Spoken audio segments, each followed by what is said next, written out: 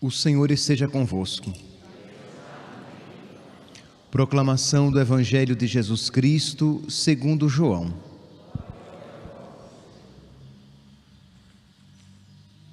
Naquele tempo, Jesus disse aos seus discípulos: Se o mundo vos odeia, sabei que primeiro me odiou a mim. Se fosseis do mundo, o mundo gostaria daquilo que lhe pertence. Mas, porque não sois do mundo, porque eu vos escolhi e apartei do mundo, o mundo por isso vos odeia. Lembrai-vos daquilo que eu vos disse: o servo não é maior do que o seu senhor. Se me perseguiram a mim, também perseguirão a vós. Se guardaram a minha palavra, também guardarão a vossa. Tudo isso eles farão contra vós, por causa do meu nome, porque não conhecem aquele que me enviou. Palavra da salvação.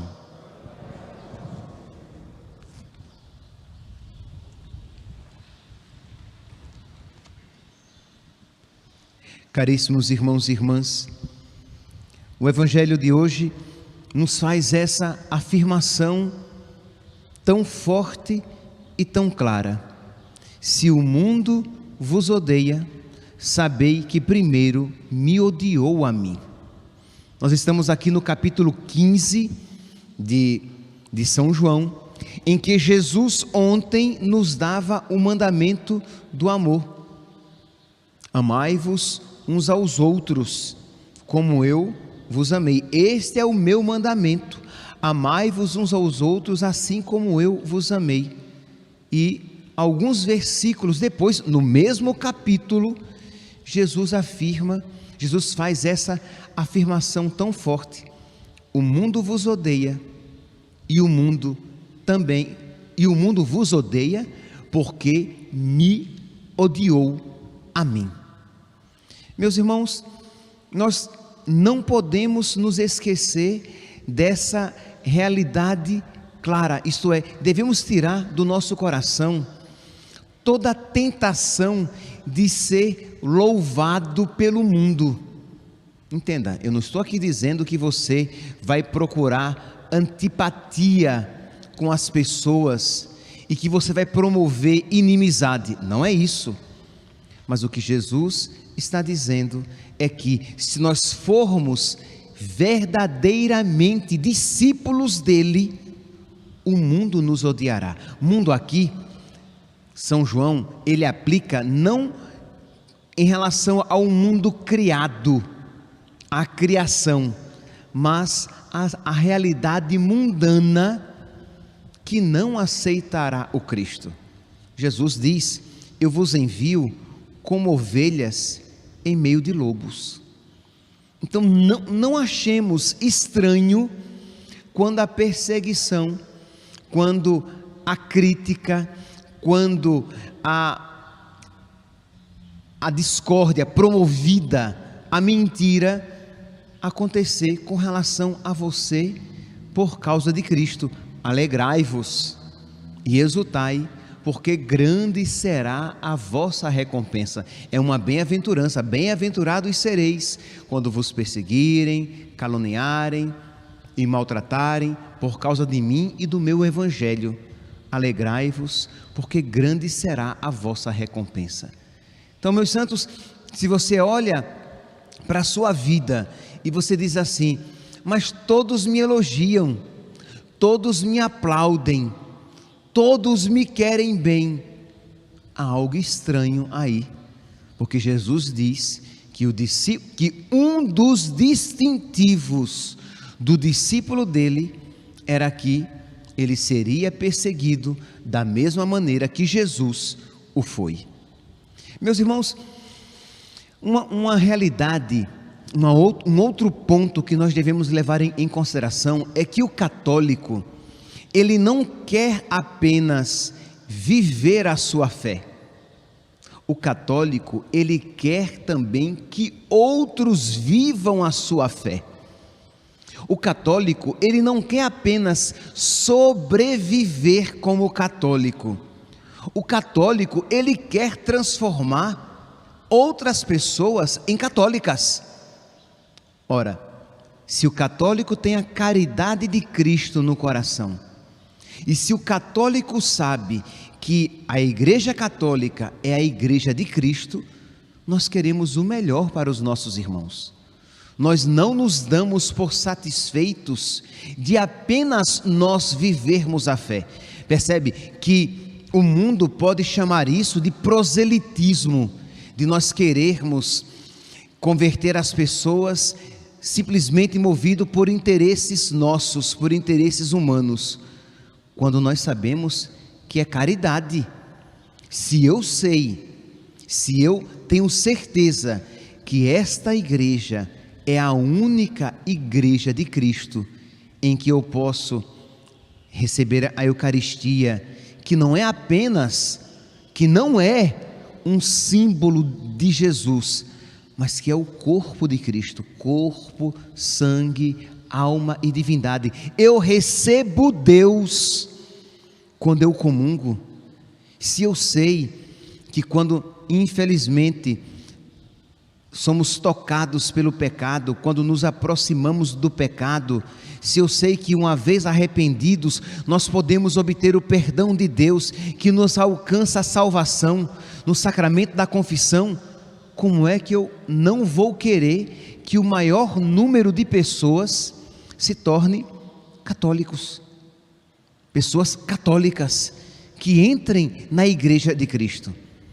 Então, um católico verdadeiro, ele sabe o quê? Que ele é militante por natureza. O que é uma pessoa militante? Desculpe-me aqui, a redundância. É aquela que milita, é aquela que trabalha, é aquela que se empenha para ganhar outras pessoas.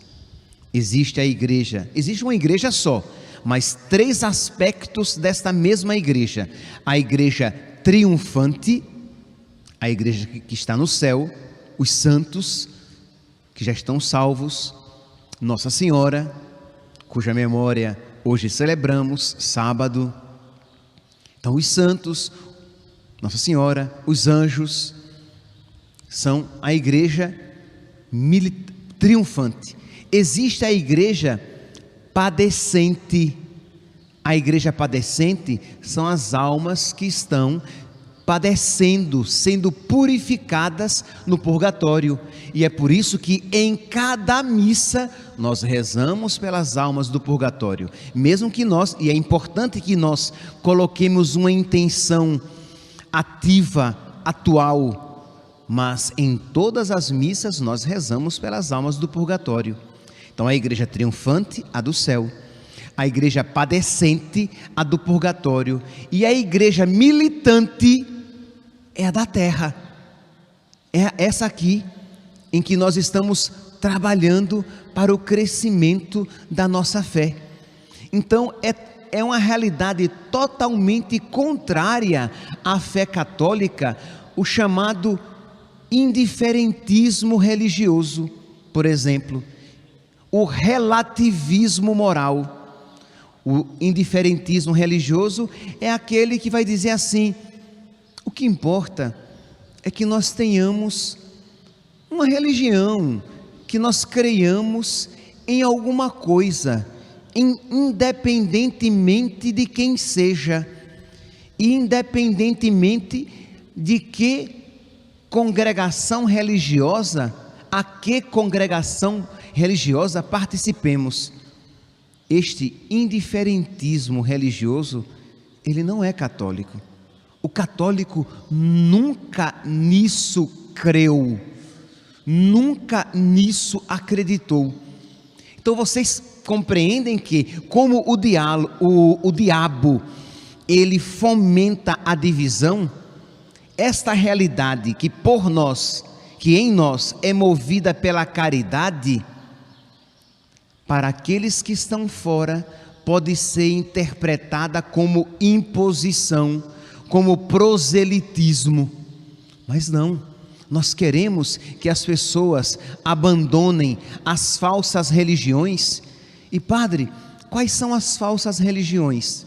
As falsas religiões são todas aquelas que não são a Igreja Católica. todas elas de alguma maneira, no maior ou no menor número, têm erro, falsidade. Então, por caridade, porque queremos o melhor, porque eu não posso dizer que eu amo uma pessoa e não quero o melhor para ela. Então, o melhor para uma pessoa aqui na terra é pertencer à única igreja de Cristo. Então, eu não posso ser indiferente. Não, o que importa é que eu seja católico, ou que os meus filhos sejam católicos, mas os outros, cada um siga o seu caminho. E eu não sou militante, e eu não sou apostólico. Por quê? Porque quando eu me encontro com outras pessoas, eu nem sequer toco no assunto, e eu dou graças a Deus quando assunto religião não entra. Por quê? Porque política, futebol e religião ninguém discute. Quer dizer então que religião virou uma realidade simplesmente privada? Quer dizer então que religião, que a salvação da nossa alma, virou algo tão sem importância, de modo que apenas privadamente nós vivemos? Entendem, meus santos? Eu não estou dizendo que nós iremos criar confusões e fomentar animosidades. Não é isso. O que eu estou dizendo é que nós precisamos nos deixar mover pela caridade para ganhar pessoas. Então, com jeito, nós precisamos de alguma maneira. E, padre, e qual é o primeiro passo? A oração. O primeiro passo é rezar por essas pessoas, para que quando você com elas conversar, a sua palavra não seja apenas palavra sua, mas que haja um toque da graça de Deus. Como é que um católico, ele pode ser relativista moral? Isto é, tanto faz se a pessoa é casada. Eu tenho amigos, entre aspas, que se dizem católicos, mas não são casados. Eu tenho amigos que têm filhos católicos, mas que não fizeram a primeira comunhão, que não têm nem sequer os sacramentos, talvez nem batizados sejam, e eu nem sequer com isso me importo. Eu tenho amigos, você vai dizer, eu tenho amigos homossexuais, mas não tem problema, eu nem toco no assunto. Meu santo, isso não é caridade. Padre, mas talvez se eu tocar no assunto, eu crie animosidade, eu crie uma certa antipatia. Mas, meu santinho, você crê de verdade que que o pecado mortal leva ao inferno? Você crê nisso? Você crê de verdade que o sexo fora do matrimônio é pecado e pecado mortal, e uma pessoa que está nessa situação, se ela não se converter, ela está caminhando para o inferno? Você crê que a prática, que a vivência homossexual é um pecado mortal, e que se a pessoa não se converter, ela está caminhando para o inferno, ela vai para o inferno? Você crê nisso? Ou você é um relativista moral, em que você diz, não, Deus é bom e no final todo mundo se salva? Você crê que o inferno existe? Isto é, você é católico? Então percebe que quando você tem então essa postura, o que existir de mundo vai se revoltar contra você. Não tenha dúvidas que o diabo se levantará contra você, mas que coisa extraordinária! Isto é, isso não deve ser algo extraordinário. Por quê? Porque Cristo disse, se o mundo vos odeia, é porque me odiou a mim primeiro. Se fosseis do mundo, o mundo gostaria de vós, porque o mundo gosta daquilo que vos pertence, mas porque não sois do mundo, o mundo por isso vos odeia. Então, meus santos, é um privilégio, é uma graça ser odiado pelo mundo. É um critério sem o qual um cristão não é cristão. Porque Jesus diz: se vocês forem do mundo, o mundo vos amará. Mas se vocês forem meus, o mundo vos odiará. Então, é uma condição sem a qual não há verdadeira amizade com Cristo, porque nós refletíamos ontem a respeito da amizade com Cristo. A amizade com Cristo nos levará incondicionalmente, irremediavelmente à inimizade com o diabo. Não há um meio termo, uma terceira opção, não há. E nós precisamos nos alegrar com isso, porque isso é uma bem-aventurança. Então nós precisamos então o quê? Anunciar o Evangelho. Repito, o católico ele não quer apenas crer, ele quer anunciar. Ele não quer apenas permanecer católico ou sobreviver católico, ele quer se multiplicar. Então ele quer proclamar publicamente a sua fé. Imagine, os primeiros cristãos, eles nisso criam. Os cristãos de verdade creem nisso, de que nós precisamos ser cristãos combatentes, militantes. Combati o bom combate, diz São Paulo. Nós celebramos agora no dia 6, né? Nós fazíamos memória de São Domingos Sávio. E aquele menino, aquele rapazinho de 14 anos lá no oratório, um dia, outros jovens estavam vendo imagens que não eram muito castas, de mulheres mal vestidas. Não tenham dúvidas que nem sequer se aproximavam de realidades que hoje podem ser vistas em todo e qualquer celular. Então, quando São Domingos Sávio viu aquilo, ele não apenas não olhou, percebe? Não é que ele viu e disse: eu não quero nem ver. Não, ele não olhou e ele foi repreender os seus colegas que estavam olhando. Disse: Jesus deu a vocês olhos e vocês usam o que Jesus deu para pecar. Isto é, Jesus deu a vocês o dom da visão e vocês estão usando o presente que Jesus lhes deu para pecar. É claro que isso, não tenha dúvida que só quer ser o santo, que menininho chato, eu não gosto dele.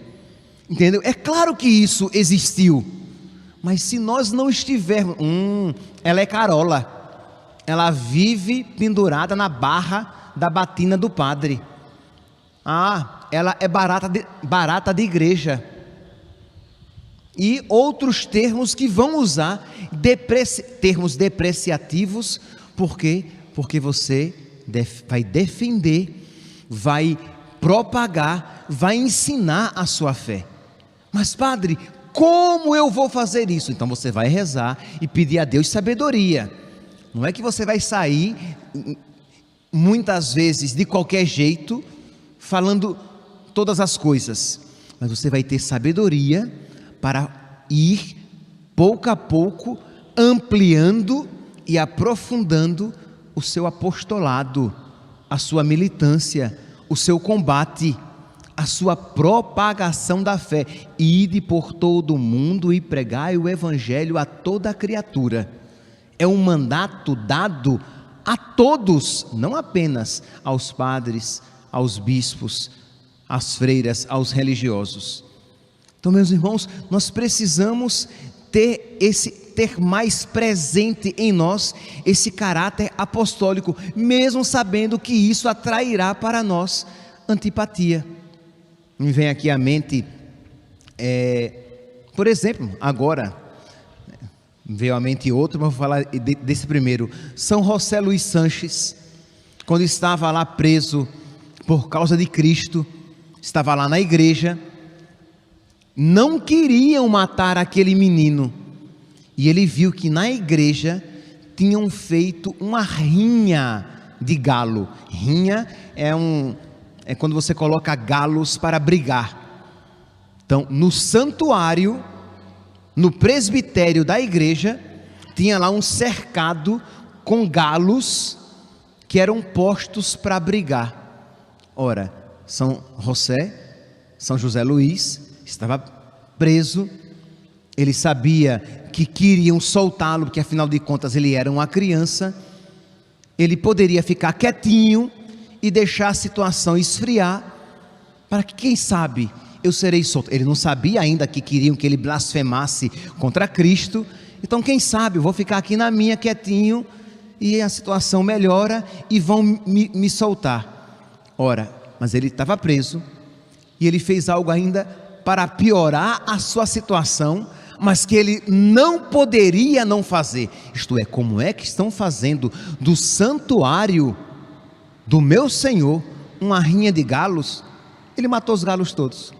Matou tudinho. Pronto. Quando chegaram e viram aquilo, o ódio aumentou ainda mais. Por quê? Porque ele tinha feito aquilo para desagradar, quando na verdade ele tinha feito aquilo para mostrar a santidade daquele lugar. Não era justo que fizessem do santuário do seu Senhor. São Justino, que me veio aqui agora à memória, antes, né? São Justino era um senhor muito conhecido em Roma, um catequista, um filósofo, um sábio. E também o prefeito de Roma não queria matá-lo, não queria condená-lo à morte.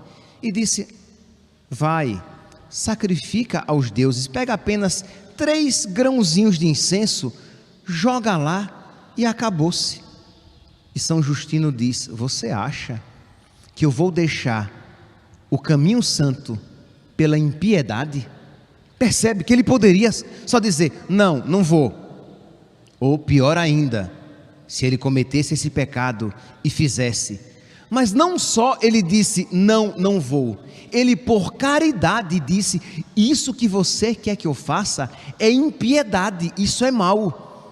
Então ele não disse isso para ferir o prefeito, mas para, quem sabe, suscitar nele a conversão.